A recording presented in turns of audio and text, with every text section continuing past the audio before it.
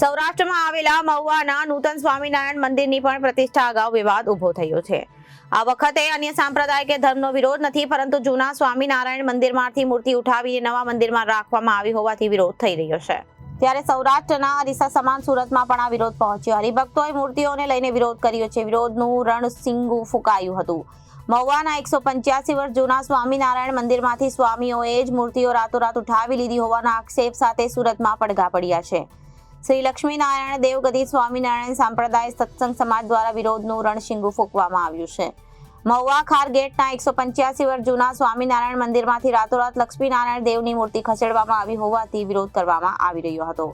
સુરત દક્ષિણ ગુજરાતના અમરેલી, ભાવનગરના અલગ અલગ વિસ્તારના હરિભક્તો મહુવા ખાતે જઈ વિરોધ નોંધાવશે તેમ કહેવામાં આવ્યું હતું। હરિભક્ત ઘનશ્યામભાઈએ કહ્યું, હાલ આ મહુવાના મંદિર બાબતે પોલીસ ફરિયાદ કરવાની પણ કાર્યવાહી શરૂ કરી દેવામાં આવી છે।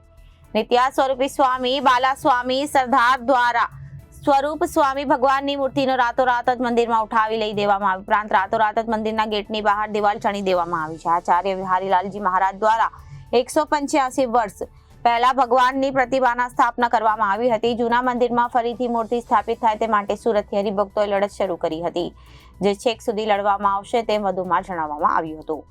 મારું નામ ઘનશ્યામ। ગંજાભાઈ, સુરતથી જે રીતે હરિભક્તો જવાના છે, શું આખી ઘટના છે? મહુવાને જે વિવાદ છે, કઈ રીતે? મહુવાના વિવાદ એક ઊભો કરવામાં આવેલો વિવાદ છે। મહુવાની અંદર 185 વર્ષ જૂનું સ્વામિનારાયણ સંપ્રદાયનું ગરડા ગોપીનાથજી મહારાજ તાબાનું મંદિર છે। એ મંદિરની અંદર 185 વર્ષથી આજ દિન સુધી 11 ડિસેમ્બર 2024 સુધી ભગવાનની ત્યાં સેવા, પૂજા, આસ્થા અને હજારો સત્સંગીઓ નિયમિત ત્યાં દર્શન, ભજન, સત્સંગ કરવા માટે જતા હતા।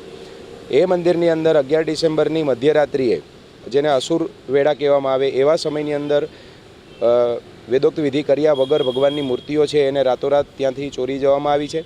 અને આ જ્યારે ઘટના બની ત્યારે આગલી રાત્રે હજુ શયન આરતી સુધી સત્સંગી હરિભક્તો ત્યાં હતા, અને સવારે જ્યારે મંગળા આરતીના સમયે આવ્યા તો જાણે કે ચોરીનું જ કર્મ કર્યું હોય એ રીતે રાતોરાત મંદિરની ધજાઓ ઉતારી લીધી, મંદિરની મૂર્તિઓ ખસેડી લીધી, અને મંદિરનો જે મુખ્ય પ્રવેશ દ્વાર છે એની ઉપર દિવાલ ચણી અને જે ગઈકાલે રાત્રે 9 વાગ્યા સુધી જે આસ્થાનું ધબકતું કેન્દ્ર હતું એને સવારે રાતોરાત તાળા મારી દેવામાં આવ્યા।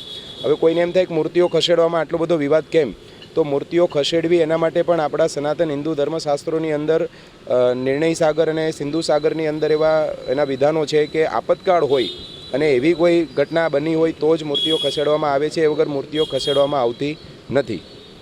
સુરતથી કેટલા હરિભક્તો આગામી દિવસોમાં જવાના છે અને કઈ રીતે હવે આ પૌરાણિક મંદિરને બસાવવાની વાત છે? સુરતથી હજારો સત્સંગીઓ જશે। ગામડે ગામડેથી વિરોધ પ્રદર્શનો અને આવેના કાર્યક્રમોનું આયોજન હવેથી ચાલુ કરવામાં આવશે।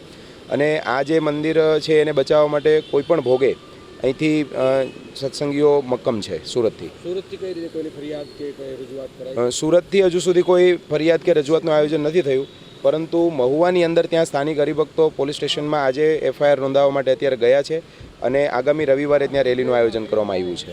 Reporter Arvind Rathod, Janadesh news, Surat.